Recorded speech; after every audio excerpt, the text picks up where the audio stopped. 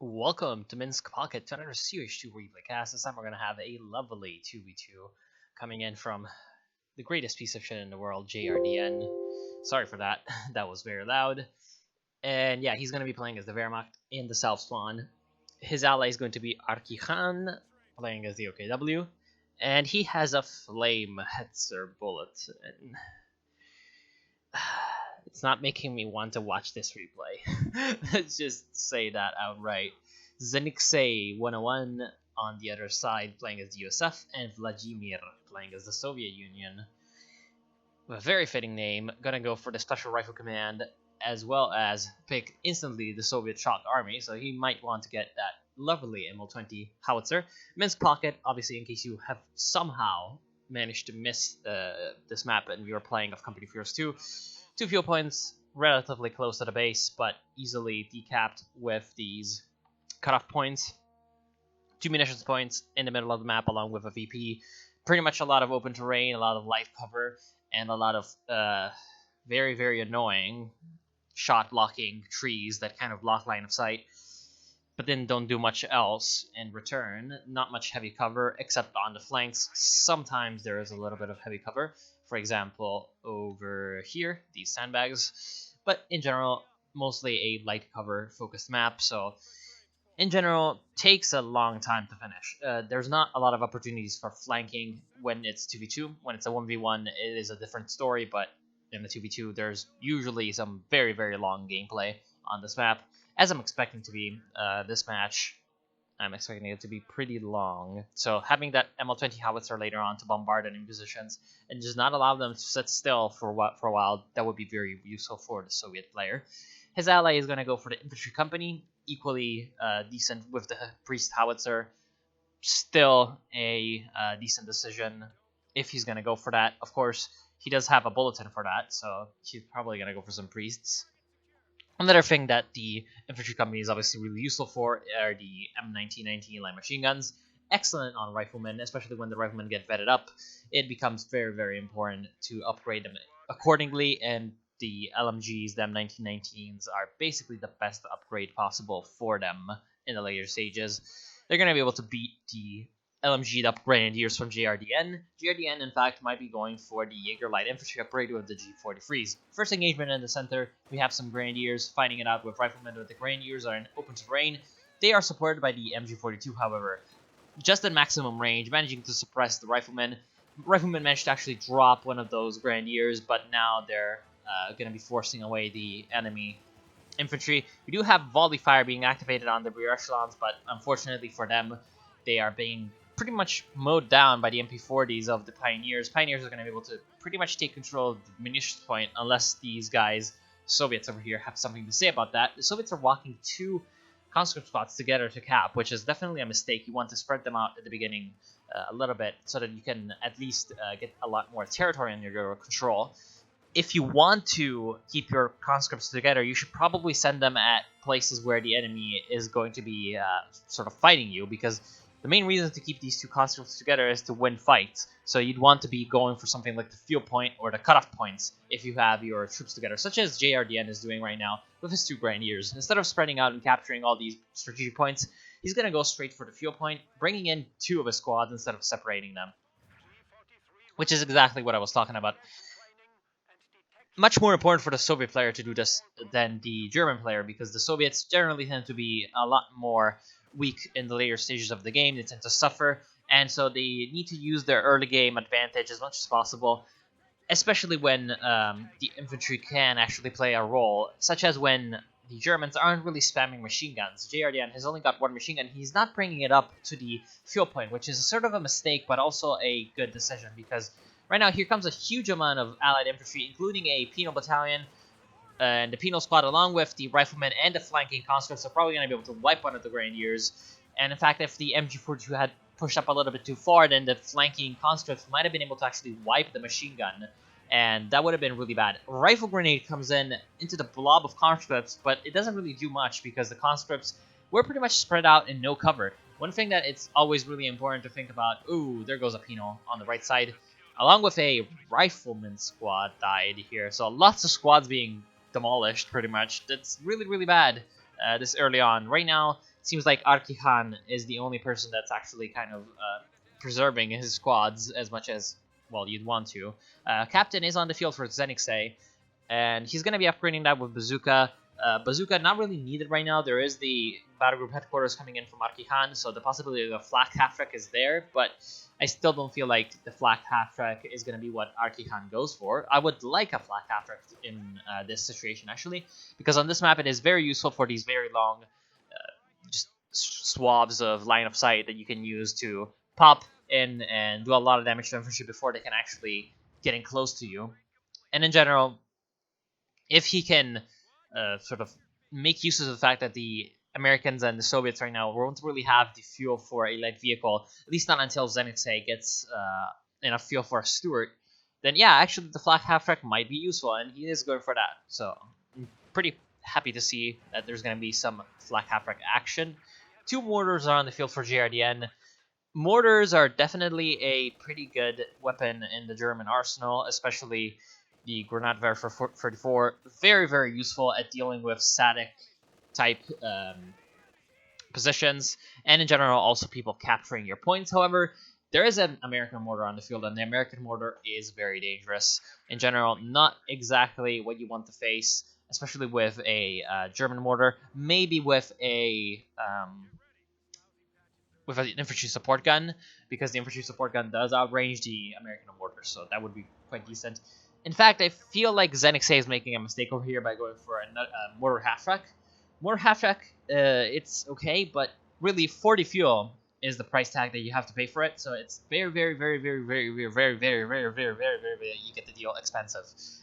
You don't want to be wasting 40 fuel when you could have gone for a Stuart at this point, which right now would be pretty much uncountered by the Germans. There is one Panzerschreck on the field for Arkihan, no anti-tank weapons that I can see for JRDN, so the Germans are basically down to a Panzerschreck and a lot of Panzerfausts to counter the Stuart, but not going for the Stuart means that you're not going to be able to basically use that opportunity, use that window of time that you have to make use of that Stuart.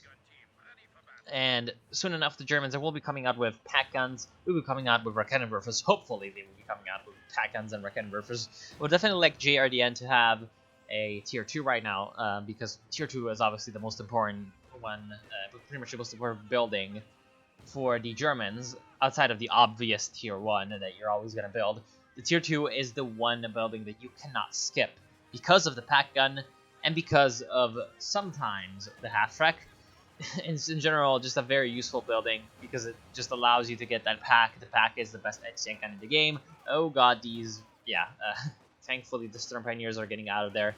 2 Penals with flamethrowers would be very, very dangerous to the German infantry, especially the Volksgrenadiers. Volksgrenadiers not exactly the most effective at anti-infantry. Even if they get those STGs, they're not going to be quite able to stand up to those Penals. 3 Penals coming in and wiping out the squad pretty easily. There is a fighting position coming in from Zenixei, and he's going to be able to use the mortar to actually cover that from enemy mortars, but I still feel like he should have gone for a Stuart. The Stuart would have been really, really useful for him.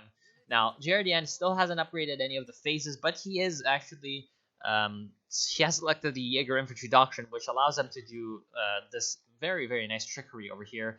The camouflage package, is it the camouflage? Ambush camouflage package? Yeah. On his infantry and on his support weapons, especially the MGs. The MGs with this camouflage package are actually very, very effective because once they reveal themselves and fire at an enemy unit, they will get an accuracy boost for a few seconds. So they will be able to do a lot of damage in that time, and just coming out of nowhere and suppressing an enemy is much more effective than just coming out of nowhere and dealing damage. So, very, very neat thing that he's doing with that.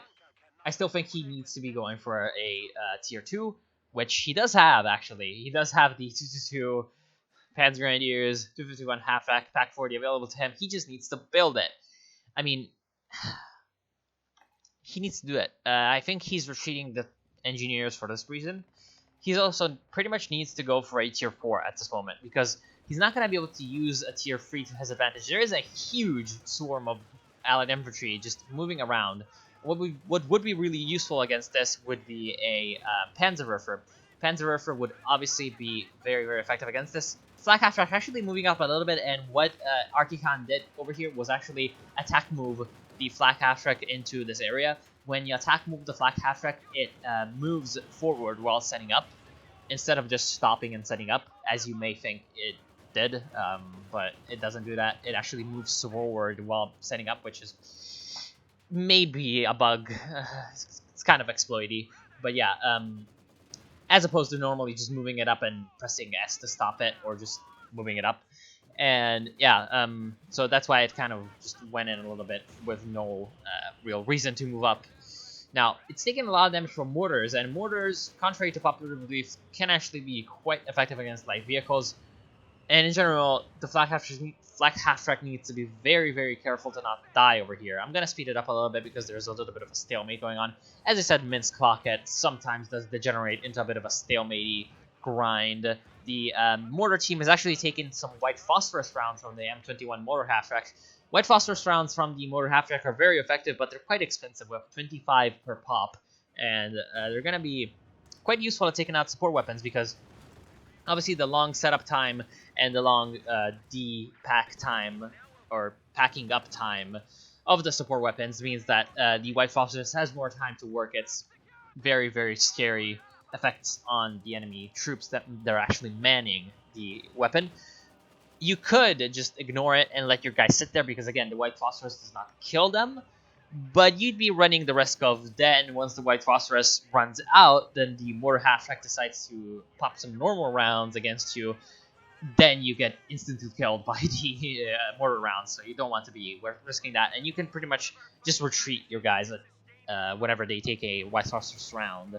So it's very effective against that. Now, both the flak half track and the fighting position going down, both some very annoying actual units, but the flak half track is a little bit more useful, especially because it does have those 5 levels of veterancy for the OKW. It is more expensive than the fighting position, and it is able to move around the map. So that's a little bit of a favorable trade for the allies. Right now, Archicon has actually lost one or perhaps two. Let's actually check it out. One or perhaps two of his Volksrainier squads. Wait, no. One Volksrainier squad. He's also lost the Sternpire, which is why it looked a little iffy over there. The White Frosters actually taken a lot of damage off of the Soviet infantry. Soviet infantry pretty much grouping up in a huge blob with 2 conscripts, 3 penals, and a shock troop. This blob is lacking an anti-tank. I feel like if you want a blob like this, you're going to be wanting to go for the Guards, Riflemen, and oh boy. Yeah, exactly what I was talking about with the machine gun.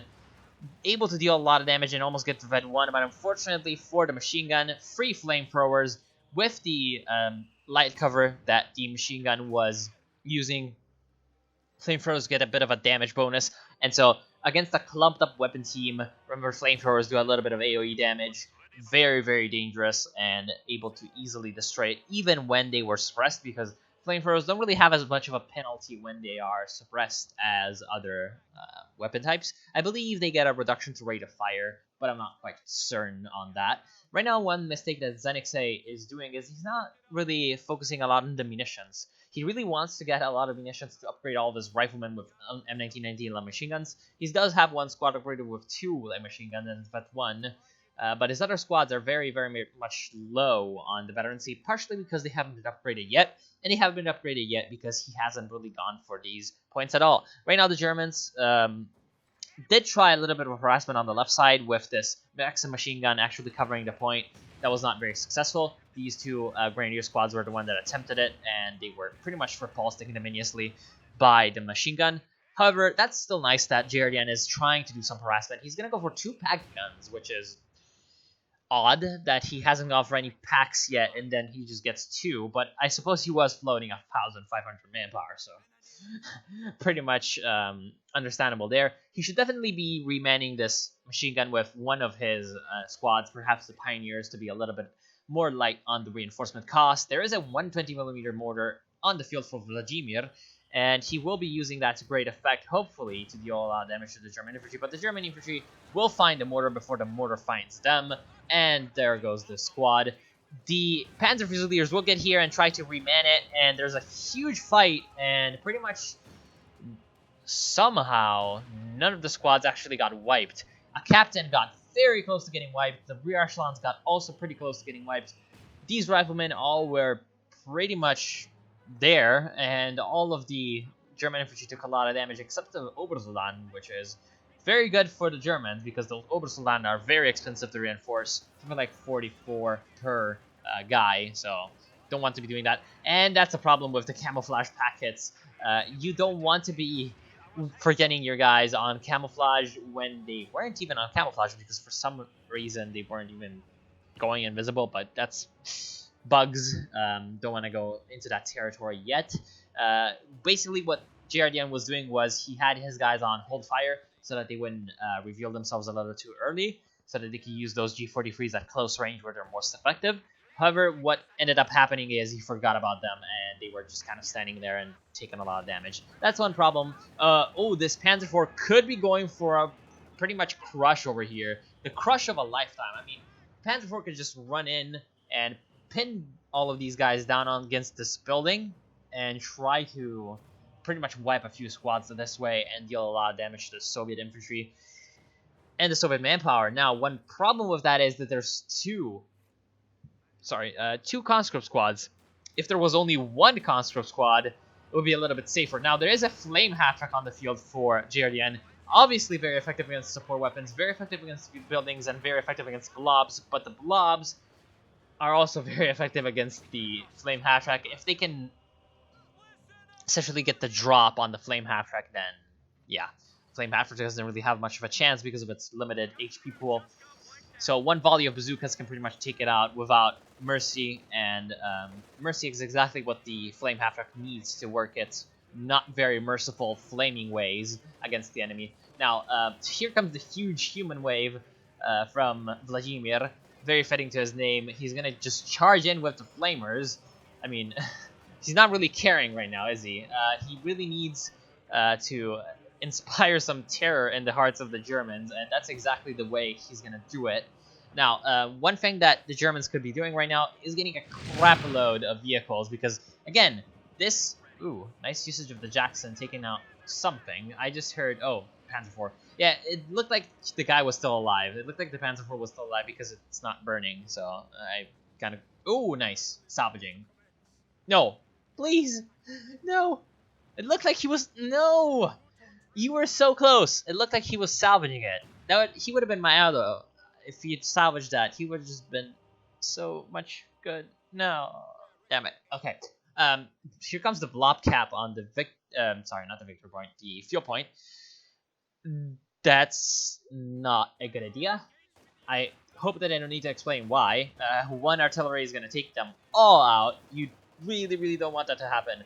And now here comes the Blob versus Blob fight, but one Blob has about twice the numbers of the other Blob. So, in a Blob fight, there he goes. That's pretty much Blobs in a nutshell. Here comes some rifle grenades from JRDN, but the Blob is not exactly standing entirely still. One of the penals goes down, actually, so that was pretty decent. And oh, here comes the light artillery barrage from JRDN, doing a lot more damage, but not actually getting any wipes. So very unlucky for JRDN that he wasn't able to do that.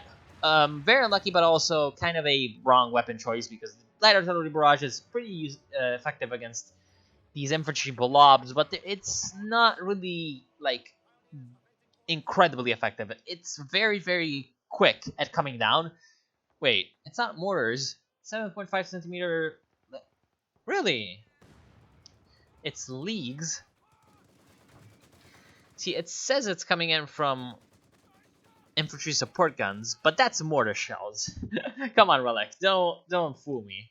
You're lying. That's mortar shells. But yeah, the light mortar barrage is not... Yeah, I'm just gonna call it the light mortar barrage, because fuck you. Light mortar barrage is not exactly that effective at wiping out squads. Here comes a assault artillery, which is also a waste of munitions. So here comes a waste of 320 munitions from the Germans. Not exactly the strategy I would have chosen to go for. The wasting munitions... it's effective when you do have two munitions points, so you do have a lot. Oh, okay, I'm gonna eat my words. Very, very, very nice. Taking out two rifleman squads with a pretty much murderous volley to the building. Very lucky, actually, that the assault artillery decided to actually hit it, because usually the assault artillery isn't really that cooperative with wanting to hit, with hitting what you wanted to hit, because it just got a huge area in which it can fall in, and it's mostly usually falls around the point, but not exactly around enough so that it would warrant the destruction of a building from pretty much like 75% HP. Again, very bad on Zenixei that he did not in any way care for his troops. You really, really don't want to have your guys be standing in these kinds of places when there's artillery falling down, especially wooden buildings. Wooden buildings are a death trap whenever any kind of explosive is coming in. They're just prone to dying very quickly. Here comes the MG34, obviously suppressing all these riflemen, but at the same time in the center, there is, instead of one MG34, 0 MG34s, one penal squad going down, actually. That was a rebuilt penal squad, instantly going down, so a little bit of a bad blob control coming in from Vladimir. Could have definitely worked on it. One tip that you can do is, one tip that is important, actually, to control blobs is when you have one of your... Seriously? I cannot do it because he's like the enemy. Okay, hold on. Can I do it now? No. Rep. Select all these guys. Wait, oh, it's because I'm clicking the wrong thing. Yeah, okay. As you can see down here, it's changing around. I'm pressing tab right now. So when you press tab, you basically switch the selection in between the units that you already have selected. So you select, wow, nice retreating. You select the one that you want using tab. For example, let's say that I want this damaged Panzer Fusilier to retreat it when I'm controlling the whole blob. I select the whole blob, I just press tab, and then I T to retreat.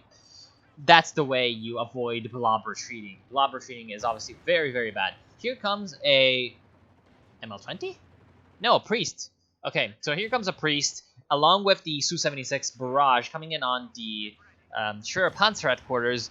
One problem right now is the priest is firing at maximum range. You don't want to be firing your artillery at maximum range, especially one that can fire at closer ranges for more accuracy, which is exactly all of them.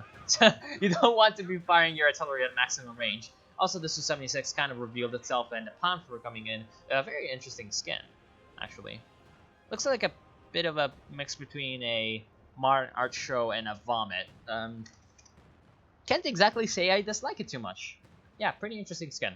Yeah, again, you don't want to be firing your artillery at maximum range. Why? Because it's more inaccurate. And if it had been fired at, for example, from over here, instead of from all the way over here, then the priest might have been able to actually hit 1 or 2 more rounds on the Sure Panzer quarters. Now you may be thinking, oh, well, it would have just done a little bit more damage. But that would have slowed down the repair time enough so that when the priest is able to fire again, which is now, then here comes the priest, fires, and now it's able to destroy it in only 1 volley because the engineers haven't been able to repair it enough. Little things like these matter in a game of Company of Heroes, although the game is usually generally about resources. And resources, what's happening right now, it's happening that the Germans have a huge amount more munitions, but in terms of every other resource, the Allies and the Germans seem to be a little bit even, which is fine, but remember, the Germans are better later on, especially if they can use their tools, such as their heavy armor, to their effectiveness, their full effectiveness, rather, and if they don't get themselves basically shot up by the Allied artillery. There is a huge push coming in from Arkihan. Over here was a Panther and all of his infantry, which is obviously the way you want to do it. Nice use of combined arms, but there is a Jackson coming in to meet the Panther. Obviously, Jackson going to be very effective against the Panther. A Sherman purchase from Zenixei will be a little less clear to me. I don't really like this Sherman purchase. I would have liked a second Jackson a lot more from him, because right now, if there had been 2 Jacksons, that would have been much easier for the lovely allies to defeat this Panther. Here comes the Su-85 from the flank. It does have a damage engine from a couple of Panzerfaust that the Grenadiers shot at it earlier, so it's not exactly able to fire at the Panther and keep up with the Panther's rotation quite as normal. But Thankfully, the Panther just stopped and decided to hand over its life to the Jackson. Perhaps he was making a sacrifice to the Führer. Perhaps he was making a sacrifice to Donald Trump. Who knows? But what really matters is that he sacrificed the Panther for no real reason, and that was a very, very bad mistake.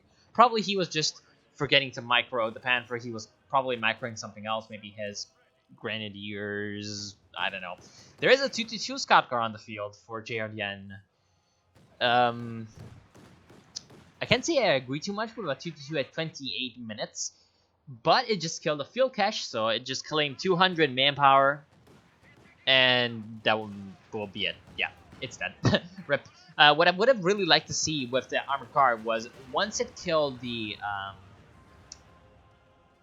field cache, if it would have just come up here and dealt a little bit of damage against the Maxim. Because what I would have thought that JRDN had gone that 2-2 for is to deal with this very annoying Maxim. He cannot really deal with it with his infantry. Speaking of dealing, what's the deal with these packs? Yeah, I remember them being built, but they didn't do anything. They're supporting some bunkers and this machine gun. This machine gun and this pack are way, way too far away. They should be, like, right over here. And then the other ones should be right over here to prevent the flanking maneuver. And then there should be mines covering this area as well, because, well, mines are always good. And then there should be a pack covering this area. If you have 3 packs, you might as well use them in a good position. Oh, 2 rifle grenades, taking out a rifleman squad. Perfect lay from Jerrien. Doesn't redeem him from wasting, like, 900 plus 100, yeah, a lot of manpower. Like, 1,140 manpower on packs and then, like, using them. In fact, not even that. 1,000... No, I'm not even gonna try to. 1,580 manpower on packs. Is that 340 times 4? No, 320, really? I thought the pack was 340. That's ridiculous. So, basically, 80... Blah, blah, blah. Okay, so 1,280. My math is terrible. Yeah, 1,280 manpower on packs. And not really doing anything with them, but I guess he's using his Grenadiers well. In fact, he's not really using his Grenadiers well. He wasted a Grenadier squad. Here comes the huge horde of flamethrowers, and obviously 4 flamethrowers are going to be able to do a huge amount of damage against the machine gun. Machine gun has to retreat. There is a Stuka close air support being called in by JRDN, which forced to retreat all of the Soviet infantry, but that was not a good retreat from the Soviet infantry because the Stuka close air support only targets enemy vehicles. So that infantry was actually 100% safe. Not even 99.9%. No, just 100% safe from that Stuka close air support. What's really not safe is the Sherman, but the Sherman is out of the range anyway, so not exactly the best usage of 200 munitions there. I mean, he's going to be regaining those munitions in 4 minutes, so I guess it's not as terrible for him as it would have been wasting 200 munitions for the Allies, which would have been a 10-minute wait and not a 4-minute wait. You know, kind of slightly different. Again, the Allies are kind of hurting. I don't think I'm going to be breaking ice when I'm going to be saying that the Allies right now are in a little bit of a bad way.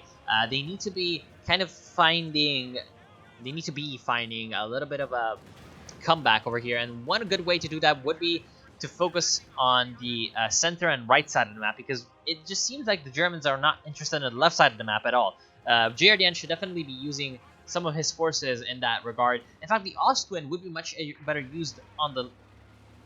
Wait, there's an Ostwind. Well, I'll deal with the fact that there's an Ostwind at 33 minutes later. If I do it right now... Rommel will be sad. If I do it right now, I feel like my brain might just slightly explode like a watermelon. So I'm not going to do that. But yeah, if this Ostwind were to go on the left side of the map, it would be much more useful. It would just be making itself more useful because it can deal with the machine gun much more easily, and it can deal with the fuel caches much more easily than it can deal with a huge amount of allied anti-armor forces such as the Su-85 and the lovely Jackson. Here comes a huge amount of Soviet infantry taking out these Panzer Fusiliers by basically punching them to death. That's essentially what happened. The Jagdtiger over here is going to be pretty much completely safe from the Il-2 Sturmovik attacks because somehow the 20mm cannon on the Il-2 Sturmovik sorry, the 23mm cannon, damn Soviet calibers, are just basically pea shooters compared to the 37mm of the Stuka close air support. And somehow the Stuka close air support can also fire faster with its 37mm than the 23mm from the Il-2 Sturmovik, but you know, company of heroes. Sometimes it just makes all the sense. Yak Tiger taking a lot of damage from the Su-85/Jackson combo, but the combo will be broken when the Jackson decides to run into two Pack 40s. Jackson, not exactly the best unit at flanking. It's okay at flanking. Again, it's still an American unit, so it's never going to be terrible at flanking, but it's not exactly what you're looking for in a flanking vehicle. You would be much better used, you're much better served using the Jackson in a long-range role. Now, here comes a Katyusha from Vladimir, and I dislike the choice of the Katyusha right now.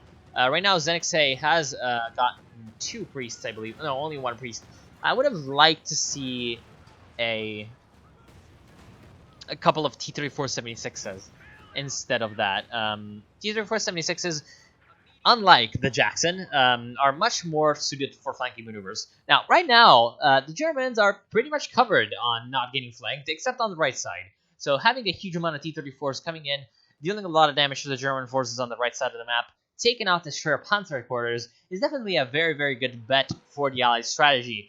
However, right now, the Allies seem to have lost basically every unit in their arsenal, which is not exactly great. There is still the huge blob of infantry, but the huge blob of infantry can be countered by 1.5 machine guns. I say 1.5 machine guns because 1 machine gun is not quite enough, but 2 machine guns, that's already overkill. So having basically 1 machine gun supported by some units is enough to deal with this huge blob of doom. Now, there is a priest coming in on the Jagdtiger, but the Jagdtiger just does not care. I feel like he's having a little bit of a case of the not giving a shits, which is kind of backfiring because the priest, while not particularly accurate, when it's firing on a huge target, it's gonna be accurate enough, and it's surprisingly effective against vehicles. Now, I'm speaking mostly from personal experience when I'm saying that whenever any unit, oh, that was actually a creeping barrage. Interesting. I would not have used a creeping barrage on a Jagdtiger, but I think the thinking was, oh, I'm gonna shoot him and he's gonna back off, and the creeping barrage is gonna hit him. But that's not how it works. Just in case he was thinking that, which might not be 100%, but you know, yeah. Ramblings aside, really, the priest can be quite effective against armored vehicles, especially the big ones that are not going to be missed, and especially effective when the big ones are even slower than they normally are, because again, the big cats usually pretty slow, but the big cats with a damaged engine, yeah, those things are not moving. So shooting a priest at a big cat when it's got a damaged engine is actually surprisingly effective. Right now, the Jagdtiger is making a mistake. It's not on prioritized vehicles only. And it, if you want to shoot at infantry with the Jagdtiger, you want to be using the supporting fire 128mm ability, because when it does that, it actually does quite a bit of damage with high explosive. Instead of just shooting and having the round go into the ground, I should become a poet. Instead of doing that, I'm not gonna repeat that because that was horrible. Instead of doing that, then it actually does damage, which I feel like is what you're going for with, buying a really big vehicle with a really big gun. You'd want to be doing some damage, which, to be fair, this Jagdtiger is actually doing quite a lot of damage. It somehow killed 5 infantry, and not really sure how that is even possible, but it also killed 2 vehicles. One Su-85 over here, and one, I believe, Jackson over here. So again, better than the usual Jagdtiger. Usually Jagdtigers don't really do much. Here comes the huge Katyusha missing, because again, Katyusha firing at maximum range, it's even worse than the priest. The Katyusha at maximum range, you might as well be shooting fireworks at them. I mean, it's pretty much what it's gonna do. Doesn't really hit anything. Even if it hits, it's gonna hit with 1 rocket, and 1 Katyusha rocket barely ever scratches even infantry units. I'm not quite sure how that works, but yeah, let's kind of deal with the elephant in the room. Thankfully, there isn't an elephant in the actual game and only a yak tiger because that would have been really awkward. Yeah, the elephant in the room is why is there an Ostwind at 30? Actually, sorry, 33 minutes is when the Ostwind appeared, and why at 42 minutes? Why on earth is the Ostwind the only armored vehicle for JRDN still in the game? I'm not sure what he's thinking. I really am trying really hard. He doesn't really have that much pop, so I feel like that might be what he's looking for. And the sacrifice of the Ostwind really makes me hope that that was a sacrifice to get some pop cap so that you can then build units. So please build units and don't make me think that you just kind of sent your Ostwind in for no reason. I feel like I'm gonna get disappointed very quickly. Okay, instead of just being a dick, I should really say what JRDN should be buying right now. Yeah, okay. I'm gonna be saying that. Okay, fine. JRDN right now needs... What does he need? Well, definitely not any tier 3 units. He could be going for some Panzer 4s, but then they'd get destroyed by the Jacksons.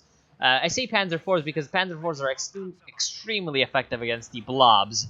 So that would be quite good for him. But at the same time, there's 2 Su-85s and I believe 2 Jacksons. No, only 1 Jackson, but still. 3 tank destroyers on the Allied side. That's way too much. Don't want to be doing that. One thing that definitely he could be doing to counter the Blob without getting countered by the tank destroyers is getting the lovely Panzerwerfers. Panzerwerfers right now would be excellent for him. He went for a second Austrian. Friend, I'm not sure what you're thinking, bro. That's not a good decision. Like, let's just say that this Ostwind is gonna die. I'm gonna be 10 more seconds. So at 55, or sorry, 5. Oh no, really? It's gonna last a little bit longer. It lasted 10 more seconds. 20 more seconds than I expected. Still not that much in the course of 50 minutes of game. But, yeah. What was this Ostwind? I'm not even sure. It killed the priest. I mean, it paid for itself. The Ostwind is 100 fuel and like 300 manpower. Yeah, 280 manpower and 100 fuel. The priest is a 400. Wow, it's 480 manpower. Ridiculous. And 115 fuel. So more than paid for itself. Not gonna complain about that, but that was still suicidal. You don't want to be running right at the enemy base. I mean, if you want to suicide your Ostwind, here's the way you do it, in a little bit more of an effective way. You see this way over here? It's a little less conspicuous than the first one. A little more sneaky. You might be wanting to take this route, or you might even be wanting to take this route through over here, getting through these bushes, coming up here, and moving up into the base. That would have been a little bit more effective. Somehow, this Panther is facing the German base. It decides to wipe out a rifleman squad before going to town on this Su-85, but the Su-85 decides, hey, you know what, you're going to town on me, but I'm going to city on you, which was a terrible joke, and I know that, and then pretty much destroys the main gun, which allows it to easily finish off the Panther without having to worry about anything. Now, the question is, where was the Yag Tiger doing this? I just coughed. The Yag Tiger could have very easily...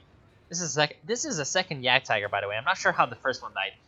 Could have very easily taken out the I can't even remember. It was a Su-85. I was trying to think if it was a Jackson or a Su-85. It could have easily taken it out, but I guess it was still moving up to the front. How did the first Yak Tiger die? This is when I'm kind of wishing that there was a rewind feature. Oh, the priest died, so I can't really check if it was the priest. Because I wanted to see if the priest had a vehicle kill, and if the priest had a vehicle kill, I would have been pretty much 100% sure that it was the Yak Tiger. Now, getting back to the point, Zenixay right now doesn't really have anything left. He does have a lot of manpower, but he does have 3 rifleman squads, so he doesn't really need infantry. Problem is, all of his infantry is upgraded with bazookas, so he's not going to be really able to deal with the German infantry at all. You might be thinking, well, there's not a lot of...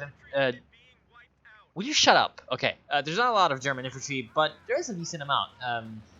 Definitely enough to come in and capture some points. when they're not busy being rained on by Kachushi, which would be obviously, well, 34 kills on the Katyusha. Somehow managed to get 34 kills, despite the fact that every barrage I see it do, it misses. It still manages to do a lot of damage. And yeah, pretty much everyone is floating a lot. Now, JRDN is definitely the gold champion in this regard. I'm not sure why he's not going for more tier 4 units. He hasn't even built a tier 4, which is definitely a mistake, and if he'd gone for that, right now he would be in a little bit of a better position. He definitely needs to be coming in on the left side of the map as well and taking this victory point. Right now the Allies are at 70 VPs, the Germans are at 263. There's only been double caps in this entire game, and right now a triple cap would end the Allies in a minute, and it would be really easy to achieve too. I mean, there's really not much that the the Allies could do. Wow, using the assault artillery actually to destroy a fuel cache is a very, very interesting decision. It's a bit like one of those like billionaires that decide to light their cigar with a dollar bill or whatever. Like, I'm just gonna take my my $100 bill and light my cigar with it. That's basically what just happened over here. I guess it's fine. I mean, it's a 200 manpower building, and they're gonna be annoyed at having to select one of their engineers and going and rebuilding it. So, it could be worse. Question is, how many of those barrages did it take to actually destroy this fuel cache? Probably, I'm gonna be going with like 2, which would be a little less worth it than only 1. The Blob is killing itself and just kind of staying. Oh!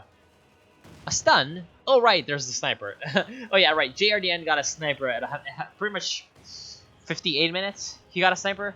Yeah, it's actually doing really well, and it's completely wiping out the Blob from Vladimir over here, who is kind of sitting here and not really doing much. Basically loses every squad but 2. And he's also losing his vehicles as well to boot.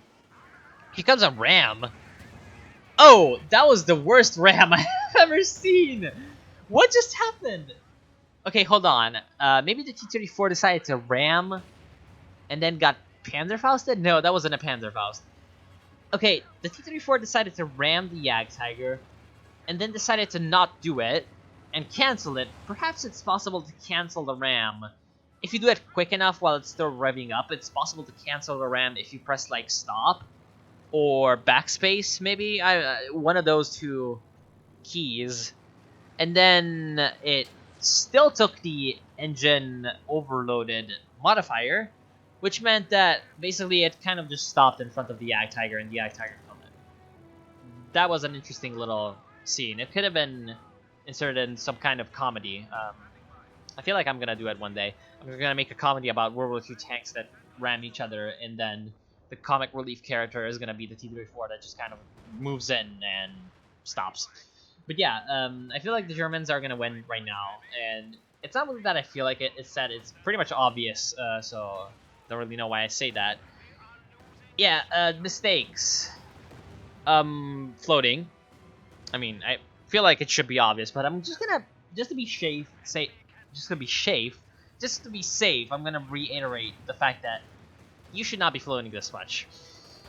Yeah, even if you think you have a lot of pop gap and, you don't have a lot of pop gap, etc., etc., etc., just build some units, okay? Other than that, I still feel like the unit control could have been a little bit better from GRDN, but it was not as atrocious as Vladimir's or Zenix's. So I guess that's fine. I mean, there's really no main mistake that either side really went for. Not harassing was really the biggest mistake of the Germans. They should have gone for a lot more harassment on the left side of the map. And the Allies didn't really pay any attention to this area of the map. They just priested this once, and then just kind of let it go, which was a mistake. They should have put a little bit more effort into destroying the Panzer quarters and then moved in on the right side of the map and tried to capture a few of those points, because the Germans were pretty much getting all those free resources for no reason, and the Germans could have lost them had the Allies been a little bit more insistent on that side of the map. In general, in terms of unit composition, the Allies were okay. I still feel like Vladimir should have gone for a lot more T-34-76s instead of Katyushi. and he should have used those T-34-76s instead of just frontal attacks on flanking maneuvers, which is really where they excel at. But other than that, I feel like that's going to be it. So I want to thank you all for watching. I hope you enjoyed it, which I did, and I hope you somehow are going to learn something from it, and I'll see you soon.